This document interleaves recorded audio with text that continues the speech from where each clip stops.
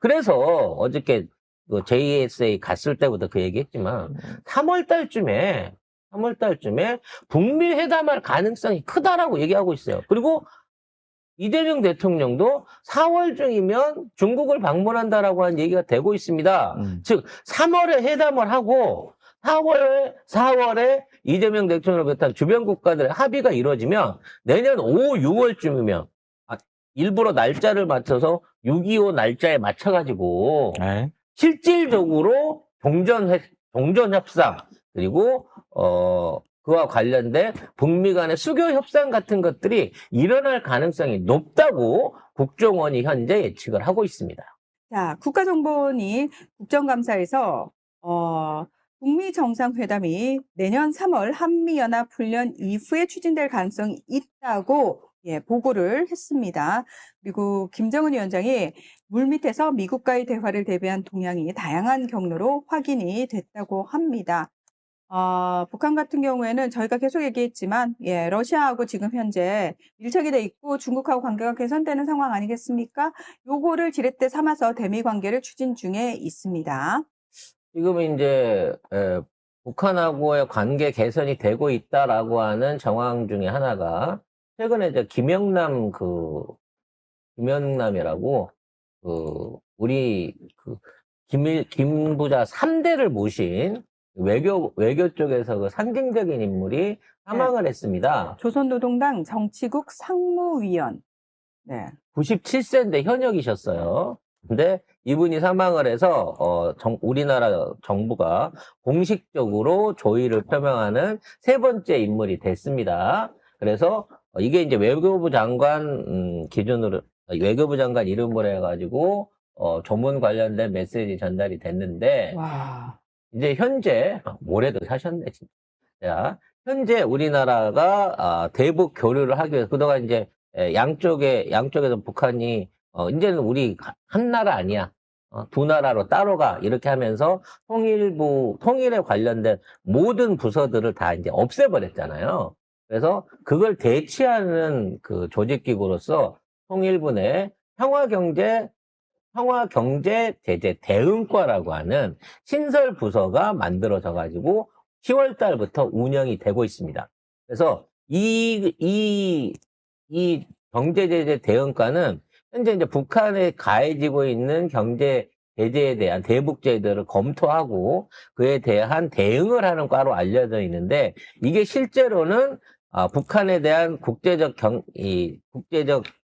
경제 제재를 풀어주고 그에 대한 협의를 하고 있는 과로 지금 알려지고 있어요. 그러니까 이 과를 통해 가지고 그동안 제한돼 있었던 북한이나 러시아를 통한 경제 제재들을 먼저 파악을 하고 어떤 방식으로 운영이 되는지를 확인하는 부서라는 거죠. 그러니까 이 부서의 역할은 현재 북한이 중국이나 러시아 또는 제3의 국가들을 통해 갖고 앞으로 받게 되는 경제 지원을 사전에 우리가 확인하고 진행하는 업무를 하고 있다고 봐집니다. 그러니까 형식적으로 아직 풀어지진 않았지만 대북 제재를 풀린 상태에서 어느 정도 북한으로 들어가는 제재 상황을 우리가 파악하면서 조정하고 있는 것 같아요. 그래서 지금 북한하고 중국하고 연결돼 있는 새로운 다리들이 추가로 완공이 될 것으로 보이고 있고요. 올 하반기부터 중국을 통한 북한에 대한 물자 교류 내지는 지원들이 활발히 되고 있고 이에 관련해가지고 이 압록강대교가 이번에 이제 신압록강대교가 개편이 되면서 중국하고의 교역량이 늘어나면서 이에 대한 경제적 효과들이 늘어나고 있을 건데 이걸 통해 가지고 중국이 북한에 지원하는 여러 물품들이나 이런 것들이 앞으로 향후 비핵화 개방 내지는 또는 남북 대화를 위한 일종의 조건이 아니냐라고 하는 얘기들이 나오고 있는 겁니다.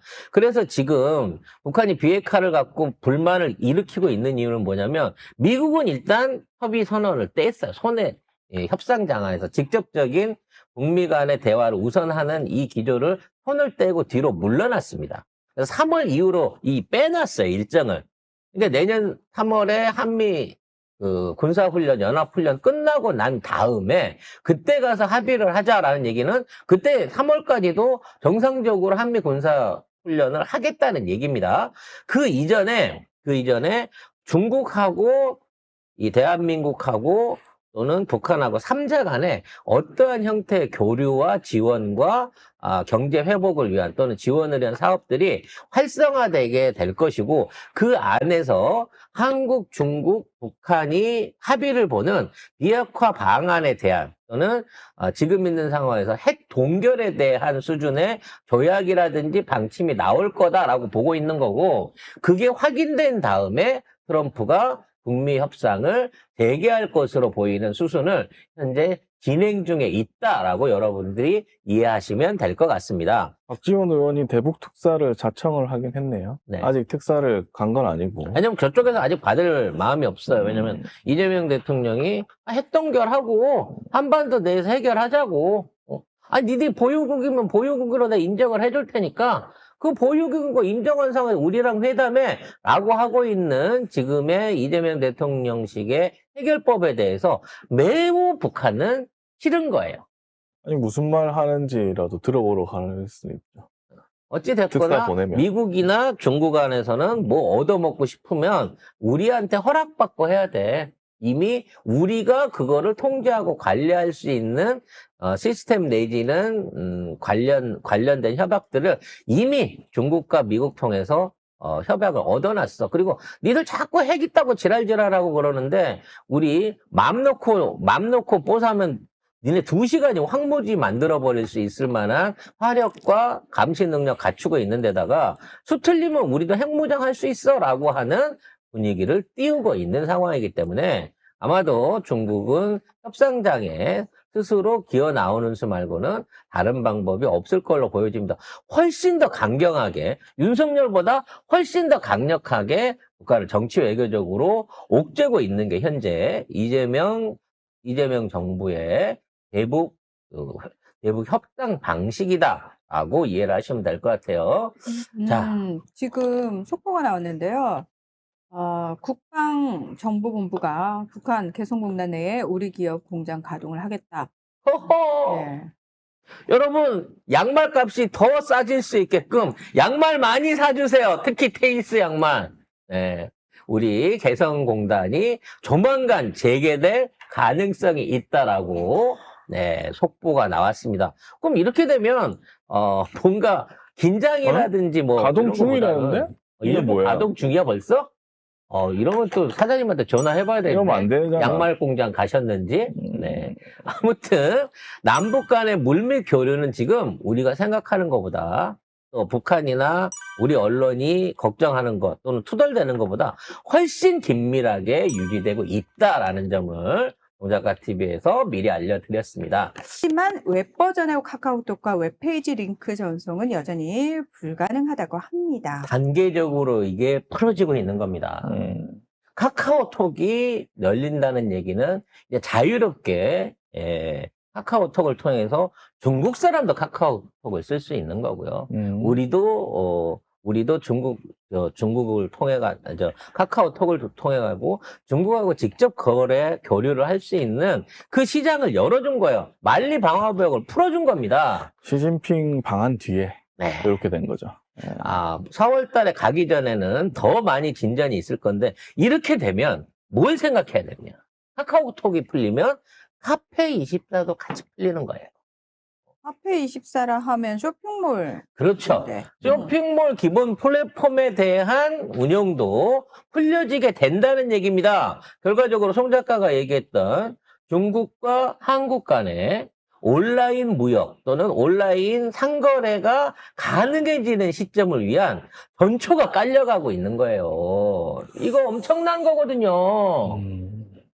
그동안 그 카카오톡이 처음에 중국에 들어왔을 때, 그 당시만 하더라도 역으로 중국에서 카카오톡을 통해 갖고 우리나라 그 카페24 사이트를 비롯해서 각종 그 인터넷 인터넷 사이트들을 통해 갖고 엄청나게 많은 검색과 물건 구매 시도가 이루어졌었어요. 근데 그 당시는 이제 태환율이 없었는데 걔네들이 그때 한국 사이트들 쇼핑몰 사이트로 물건 볼 때 무슨 생각했겠어요? 아유 씨. 중국 물건은 한국 물건 비하면 쓰레기네. 이렇게 됐단 말이야. 그래서 그때 중국이 무슨 짓을 했냐면, 왜냐면 제가 그걸 기억해요. 그때 제가 왕서방닷컴이라고 중국에서 농산물 수입하는 그 사이트를 운영하고 있어요. 여러분 기억나시죠? 허상기 중에 하나인데. 황서방다. 그거를 하고 있을 때였거든요. 그랬는데 중국이 무슨 짓을 하냐면 한꺼번에 5,000명 이상이 접속하는 대형 사이트들에 대한 중국 안에서의 IP 접속을 차단시켜 버렸어요. 지금은 네이버, 페이스북, 인스타그램 이런 거는 아예 접속을 못 하는데 카카오톡만 지금 된다고 하네요. 그러니까 카카오톡을 먼저 열어주는 데는 아마 이제 모종의 사전 협의가 좀 있었을 걸로 보여지고요. 나중에 어떠한 형태로든지 우리나라 사이트들이 열려가지고 이제 한국 물건하고 중국 물건하고 서로 교류할 수 있는 기회가 생긴다는 거죠. 왜냐면 지네들도 어느 정도 이제 자신감이 붙었거든. 한국 제품이나 중국 제품이나 크게 품질적으로 한 7, 8년 전, 10년 전처럼 많이 떨어지지 않는다라고 하는 시건방진 자신감이 있기 때문에 뭘 믿고 그러는 거야, 도대체? 아니 뭐 한국 물건 중국에서 사는 것도 있겠지만 한국 사람이 중국 물건 사는 것도 있겠지 뭐 이런 착각들을 갖고 있는 거예요. 그리고 팔아봐야 얼마나 팔겠니 이런 심리도 있는 거고. 근데 우리나라 들어왔던 지리 자동차들 제주도에 몇백 대 들어와서 지금 쓰레기로 버려져 갖고 있죠. 지금 최신형으로 해갖고 국내 들어왔던 중국 전기차들 BYD 전기차 한 대도 아직까지 돌아다니는 차가 없습니다. 아니, 굳이 한국 물건이 있는데 굳이 왜 중국을 그러니까 사요? 그 걔들이 엄청 싸게 내요. 우리나라 7, 8천만 원 하는 막 GV80급 승용차들 여기 기아대에서 2천만 원, 3천만 원 가격으로 할인해서 때리는데도 안 산다고. 화이판 샤오미폰 이거 25만 원 선에서 판매를 하고 있지만 잘 안 팔리지. 여기 IP 추적 피하려고 하는 검사 새끼들이나 판사놈들이나 그거 사지 한국 사람은 그거 안 산단 말이야. 근데도 불구하고 중국은 그런 자신감을 갖고 있기 때문에 이걸 여는 겁니다. 그렇게 싸게 판다고 사는 1인이 포레스트 친 거잖아요. 1,000대가 팔렸대요? 1,000대가 팔렸어도 등록이 안 돼요. 지금 우리나라 안전성 검사 관련한 등록 코드를 취득을 못 해가지고 아직까지 등록해서 돌아다니는 비아들을 저는 아직까지 본 적이 없습니다. 돌아다닌답니다. 그래요? 나는 지금 빨리 김건희 얘기를 하고 싶은데. 네. 아무튼 너무 궁금한데 지금. 아무튼 중국하고 한국하고의 관계도 윤석열 정부와 달리 급속도로 진전되고 있고 이게 단순하게 겉으로 보여지는 진전이 아니라 우리나라 산업과 수출에 무역 교류에 엄청나게 큰 변화가 올 것이다라는 국본까지 마무리하도록 하고요.